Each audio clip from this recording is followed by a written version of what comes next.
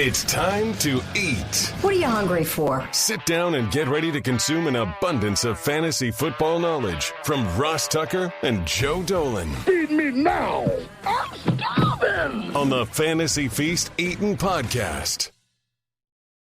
Yeah, let's eat, baby. It is the Fantasy Feast Eatin' Podcast presented by FantasyPoints.com. Use the code FEAST. It is the show that's so nice. We do it twice. We're getting more and more people signing up at FantasyPoints.com using the code FEAST, which makes sense because you hear what Joe Dolan says here on the Fantasy Feast podcast, and you like it, you love it, you want some more of it. At FG_Dolan. I'm at Ross Tucker NFL. We are at Ross Tucker Pod. Really appreciate those of you that retweet and like when we post about the podcast on the various social media platforms. Part one, of course, was all about the Thursday nighter and the Sunday 1 o'clock games. Part two, it's the Sunday late game, Sunday nighter, and the Monday nighter. Joe, we shall start with the Jets and the Chargers. Our buddy, our producer, Brian Neal, will be there. Jets, Chargers. Hey, usually you just dismiss the Jets. But after that last Monday night game with Flacco and the receivers, are you going to dismiss them, or is there something to talk about? No, I mean, there's still something to talk about. Brashad Perriman, hey, finally paying off for some of the best ball shares that we have going down the field. The Chargers have been gettable on the back end. Jamison Crowder obviously has been kind of a wide receiver 3 with some wide receiver 2 upside depending on the targets he gets. Let's check on the status of Sam Darnold, but Joe Flacco distributed the ball pretty well in that game. And I think he can take a shot on LaMichael Pirine in the backfield as kind of a flex option. Nobody's excited about playing these guys, but there could be points scored in this game because we know the Chargers are going to score, and the Chargers defense has been giving up production. Obviously, things will help either Sam Darnold or Joe Flacco if Joey Bosa can't come back from that concussion. He's missed a couple of games. So we'll keep an eye on that. But yeah, the Jets they've got some guys who, if you're in a bind, you can put in your lineup. Let's put it that way. Not something that I'm excited to do, but Brashad Perriman making an impact was a positive there for New York. On the other side with the Chargers, that was not a good performance by Justin Herbert and the Chargers offense. Yeah, it wasn't pretty. And eventually it's going to happen. I mean, it wasn't the greatest of performances by any stretch of the imagination, but he's a rookie quarterback. Now, the thing that I'm wondering here when it comes to the Chargers, I can't believe Kalen Ballage is their lead back. I mean, yay. I mean, great. I'm not a Kalen Ballage guy. I never have been a Kalen Ballage guy. But they did have a tough matchup against the Miami defense. So keep that in mind. This is not as tough a matchup. And I go back to a couple weeks ago when Kansas City played the Jets, and we're all thinking, oh my Lord, it looks like Clyde Edwards-Helaire is going to get 25 carries and Le'Veon Bell is going to get 20, and the Chiefs are just going to run it down the Jets' throats. And that is the complete opposite of what happened.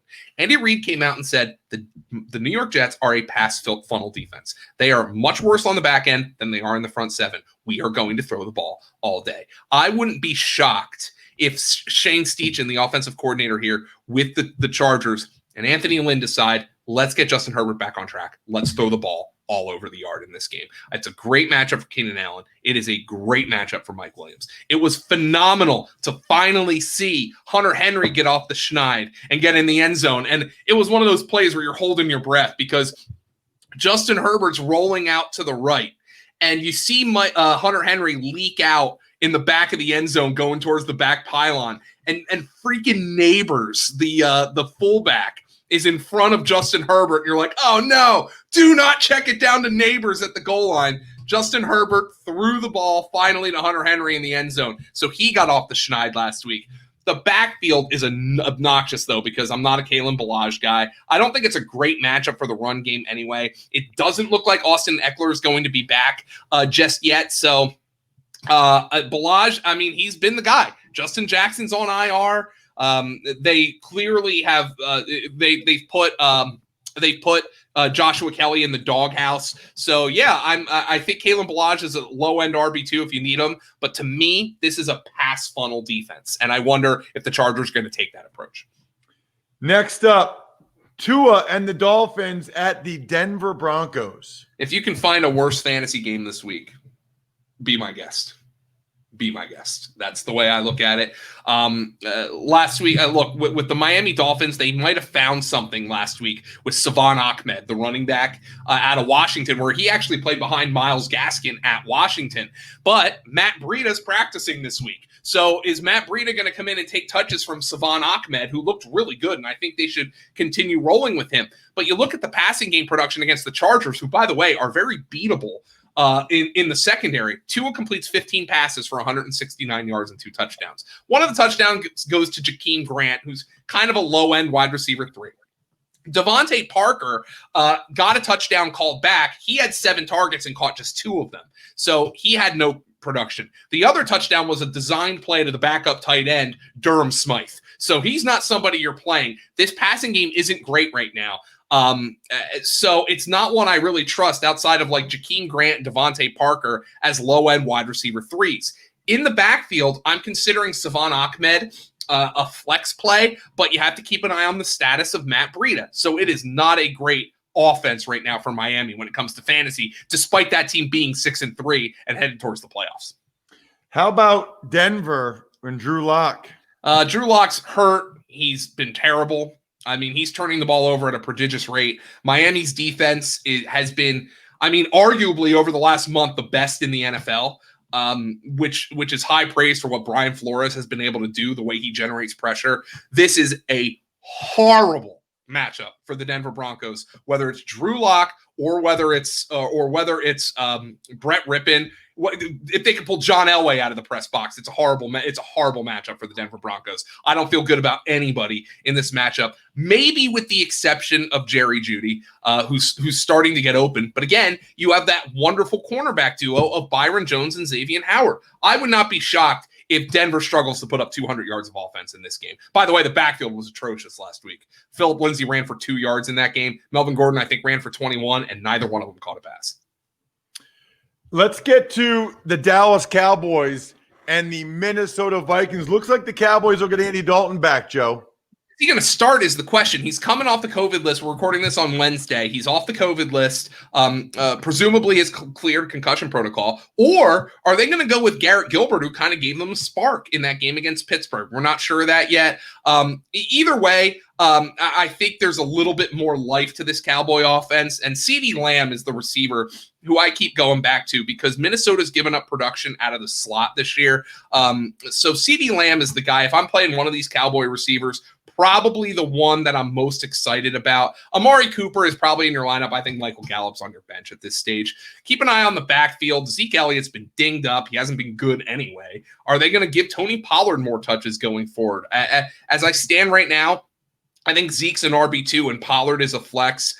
And CeeDee Lamb is my favorite player offensively for Dallas. But just because they got some life out of Garrett Gilbert and maybe Andy Dalton plays in this game, doesn't all of a sudden mean I think this is going to be a good offense. I still think it's going to stink.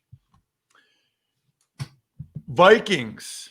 They didn't put up a ton Monday night. How about Justin Jefferson, though, Joe? Yeah, he's getting open on a regular basis. Here's the issue, though. Minnesota's a 7-point favorite in this game. And you know how Mike Zimmer wants to play. If they have a lead, they are going to run the heck out of the ball. So as good as Justin Jefferson and Adam Thielen have been, it sucks that you still kind of have to hold your breath when you're playing those guys because you know that if the game is non-competitive, it's going to be a Dalvin Cook game. Heck, even in a 19-13 game against Chicago, Dalvin Cook had 30 carries. I mean, come on. So Justin Jefferson and Adam Thielen, I think you have to suck it up and say these guys are wide receiver 2s.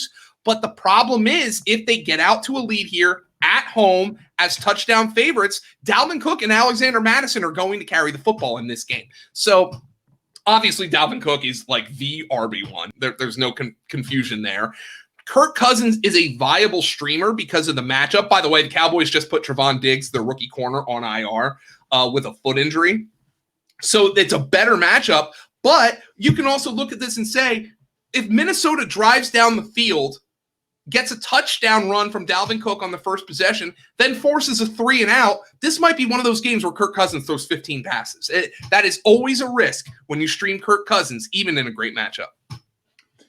Up next, is Green Bay and Indianapolis. But before we get to Green Bay and Indianapolis, Joe, I need to tell you about the National Lacrosse League. You know why? Because I went to Princeton and we won the national championship 3 out of the 4 years. For the first time ever, you can get official National Lacrosse League fan gear from Fanatics. Fanatics is the official shop for National Lacrosse League fan gear. Whoever you root for, wherever you live, they have absolutely awesome logos, team names, everything. You got to check it out. It is amazing. I've got a couple teams. I got the Philadelphia team. I've got multiple teams that I'm a big fan of now, primarily because their gear is so awesome. Fanatics is the only place to buy official National Lacrosse League fan gear. Do what I did and get yours in time for the upcoming season. Save 25% when you use my promo code FantasyFEAST at shopnll.com. That's shopnll.com/FantasyFEAST. Promo code FantasyFEAST to get 25% off. shopnll.com/FantasyFEAST. Promo code FantasyFEAST. How about feasting on that Packers-Colts matchup, Joe? Well, here's what's going to be interesting with Green Bay. First and foremost, it's a bad matchup. Indianapolis has a really good defense. And Green Bay is getting closer to getting Allen Lazard back from that core muscle injury. But all of a sudden, just when you're like, Allen Lazard's coming back and Aaron Rodgers is finally going to have a number 2 receiver to throw the ball to, Marquez Valdes-Scantling comes out and has 2 massive games in a row. So I'm a little wary to play Valdes-Scantling for fantasy, though, knowing how he's been kind of he's kind of like David Copperfield, just like he has these spectacular games and then he makes them disappear just like that. Like, he's had multiple goose eggs this year, despite having games where he's scoring 75-yard touchdowns. So if Allen Lazard is back, I'm probably going to wait and see, especially in this matchup, on the secondary receivers for the Green Bay Packers. So I'm looking at this in a bad matchup as being an Aaron Rodgers. You got to play him at this point. Aaron Rodgers, Devontae Adams, you might have heard of that guy. You should probably play him. And Aaron Jones with a little bit of Jamal Williams, who they're still mixing in on passing downs as a potential flex play. But this is a narrow Green Bay game in this week because I want to see what they do with Allen Lazard if indeed he's back this week from that core muscle injury. The other game, of course, it is the Colts in that matchup. What do you think of the Colts, Joe? Nothing that we can put on air about fantasy. I mean, it is over right now for Jonathan Taylor. I mean, 7 carries for 12 yards. They're using Jordan Wilkins, Nyheim Hines. Nyheim Hines is the running back for the Colts that I want to use at this point, by the way. It stinks, but Phillip Rivers loves checking the ball down. He's been making big plays in consecutive weeks. He's the guy. I think if you have the Colts, Nyheim Hines is the running back you're using right now. I'm not terribly fond of Jordan Wilkins as a player. Jonathan Taylor has struggled as a rookie. There's no two ways about that. The guy everybody's picking up for fantasy is the rookie receiver, Michael Pittman, who had 7 catches for 101 yards last week against Tennessee. The problem is if Jair Alexander can play this week, you would think Jair Alexander might shadow Michael Pittman. Advantage Alexander. As talented as Michael Pittman is, he's a rookie against Jair Alexander. So if Jair Alexander shadows here, that is a huge problem for the Colts passing game. I can't trust T.Y. Hilton. T.Y. Hilton has 1 game of 10 or more fantasy points this year. He's flat out droppable for me. I mean, he's a bench guy right now. So I'm looking at this for Indianapolis as a potential low-scoring game where the only guy I feel really good about playing is Nyheim Hines. And saying I feel really good about playing him when they have a 3-man backfield rotation, it's problematic. I mean, the Colts and the Dolphins are 2 teams that are 6-3 that are just not good teams for fantasy right now. Let's get to Kansas City and the Las Vegas Raiders Sunday night. So this is interesting because we have an over-under of 57 here. It's behind – that might seem a little bit high to you given the Raider offense, but that's behind only the Thursday night game, which we know. Look, Seattle, Arizona, we expect a lot of points scored in that game tonight. But Kansas City, Vegas rather, 57-point over/under. Kansas City, you know what you're doing. Like you're playing your guys. The only thing I'm concerned about with Kansas City is, do they start running the ball a little bit more? Because Clyde Edwards-Helaire, it hasn't been that Le'Veon Bell has taken so much work from Clyde Edwards-Helaire. It's that there hasn't been work at all because they're not running the football. So they decided that they are going to start just throwing the ball all over the yard, and they're going to continue doing that with Kelsey and Tyreek Hill. Mecole Hardman is practicing on Wednesday. We're recording this on Wednesday. He was on the COVID list, but it looks like he's going to go. He started to get involved a little bit more. You can consider him as a wide receiver 3. Kansas City, coming off of a bye, is Sammy Watkins going to be able to play? So that throws another wrench into matters. That might hurt Mecole Hardman's upside. But with Kansas City, I think I'm playing Edwards-Helaire as like a low-end RB2, and I'm hoping he catches some passes, maybe gets in the end zone. But this team, before it went to bye, decided we're not going to run the football at all because we have Patrick Mahomes, and why would we run the football? And frankly, it's worked for them. Yeah, I mean, you're right. Yeah, they don't have to run it. It's unbelievable. What about Vegas?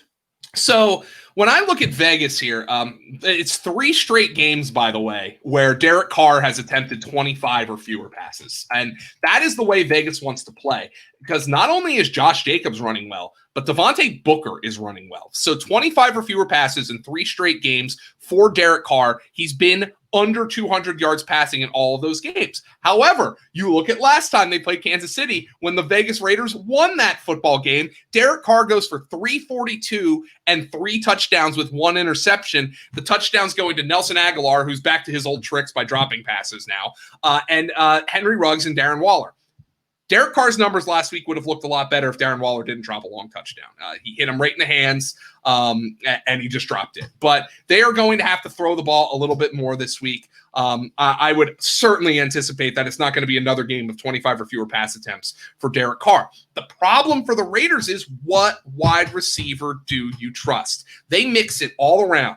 Aguilar, Ruggs, both those guys are on the wide receiver 3 radar. And it's basically, do you guess right this week? Is one of those guys the guy who's going to score the touchdowns this week? So they're both wide receiver 3s. You have to play Josh Jacobs. I mean, there's nothing you can do but play Josh Jacobs. He's been really good this year. You have to play him, but you understand the game plan for the Raiders the last 3 weeks has been to run the football. I doubt they're going to be able to do that with the aplomb that they've had the last 3 weeks, because Kansas City is going to score more points than the Raiders opponents the last 3 weeks. Let's get to the Rams and the Bucks, and this is going to be our highlighted DraftKings game of the week, Joe. I'm really looking forward to it. Now, Andrew Whitworth out is obviously bad for the Rams. Right now, the Rams are 3.5-point underdogs on the DraftKings Sportsbook app. I think Whitworth out is significant. Reminder, by the way, get the DraftKings Sportsbook app on your phone and use the promo code Ross when you sign up. You get a $1,000 bonus, which is insane. Just make sure you use the code Ross there. But I also think there might be a bunch of points in this game. Joe, what do you think? I would anticipate that there would be a bunch of points in this game. 48.5 is the line right now, which is on the higher end. But as we anticipate, as we talked about on last week's podcast, the Buccaneers' performance against the Saints a couple of weeks ago was just a burn the tape performance. It was one of those games that I didn't think you could glean anything from. They just got their butts whipped, and they came out this week and looked a hell of a lot better. The question I have with the Rams is, last week they had they basically shadowed DK Metcalf with Jalen Ramsey. Not exclusively. It wasn't every snap, but will they do the same this week? And I'm not sure they can do that with the way the Buccaneers mix up their wide receivers. So I know Mike Evans has been getting involved more and more recently. Tom Brady, for as big a numbers as Tom Brady and Mike Evans both put up in that game last week against Carolina, Brady overthrew Evans for like 3 touchdowns. Like, he could have had a much bigger game. So are the Rams going to look at this and say, hey, we need to slow down Mike Evans? Or are they going to say, hey, look, they put Antonio Brown on the outside. They put Chris Godwin on the outside. They put Edmonds in the slot sometimes. We can't follow Mike Evans around. We can't follow any of these guys around. That would be the way I lean when it comes to the Tampa Bay Buccaneers. So I think Tom Brady and these 3 receivers, look, I understand how annoying it is, but we've only seen them in 2 games with Antonio Brown. One of them, nobody came through. Nobody came through because the Buccaneers' entire offense was garbage against the Saints. Last week, everybody came through because the Buccaneers' offense was awesome against the Carolina Panthers. So my lean is I think you play all 3 of these wide receivers, Evans and Godwin's as wide receiver 2, Brown as a wide receiver 3, until we get a better picture of what the average game of the Tampa Bay Buccaneers looks like. I think we saw 2 extremes in Antonio Brown's 2 games, which makes this a really difficult situation to break down. Tight end, Gronkowski's a tight end 1 right now. There's not too many tight ends I trust more than him. It's hard, but like the only one where I'm actually like thrilled about is Travis Kelce right now because the position is such a wasteland.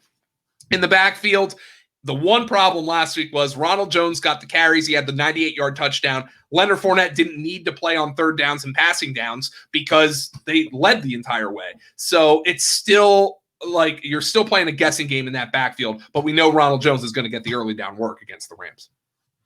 What about the Rams on the other side, Joe, against the Bucs defense, which I don't know. I don't know if the Bucs defense is as good as we thought it was. Now, maybe it's not, but the problem with this Ram offense is how many freaking players they use. And it's driving me damn nuts, Ross. I'm going to be honest. And here is the issue with the passing game. First and foremost, Andrew Whitworth being out. I know that the news wasn't as bad as they feared, but he's still going to miss this game. So that Buccaneer pass rush is going to get after Jared Goff. So I'm downgrading this offense across the board. The problem here is how involved Josh Reynolds has been the last 3 games for the Los Angeles Rams. 8 targets, 9 targets, 10 targets. That is hurting Robert Woods and Cooper Kupp. The one thing you thought with the Rams this year was at least we know Woods and Kupp are going to get their targets. Well, Josh Reynolds, here he is to throw a wrench into things. The backfield, 3-man rotation. Malcolm Brown, Darrell Henderson, Cam Akers. Cam Akers led him in carries this week. Good luck guessing right there. I still think Darrell Henderson is the best option, but Jared Goff is downgraded without Andrew Whitworth against this defense. By the way, Tyler Higbee and Gerald Everett. Yeah, we're going to get those guys involved too. So what I see here is an offense that clearly is moving the football, but it just lost maybe the single player it could afford to lose least. With maybe the exception of Jared Goff, just because they don't have a good backup quarterback, and Andrew Whitworth against a good defense. You're on the highway, so you're underdogs as is, going cross-country. It is a Monday night game, so you have extra time to prepare. I'm not terribly certain this is a great matchup for the Los Angeles Ram offense. I think Woods and Kupp are low-end wide receiver 2. And I would like to avoid Goff this week if possible, and take your pick in this damn backfield because I don't really know which guy to trust. By the way, the total for that game on the DraftKings Sportsbook app, 47.5. So you know it is 47.5. And what you also know is to go to fantasypoints.com, use the code FEAST, no matter what your purposes are. You want better information to know who to put in your DFS lineup at DraftKings, fantasypoints.com, use code FEAST. Other than that, I'm totally stuffed. We're done. Thanks for listening to the Fantasy Feast podcast. Make sure to also subscribe to the Ross Tucker Football Podcast, Even Money, Business of Sports, and the College Draft. All available at Apple Podcasts, rosstucker.com, or wherever podcasts can be found.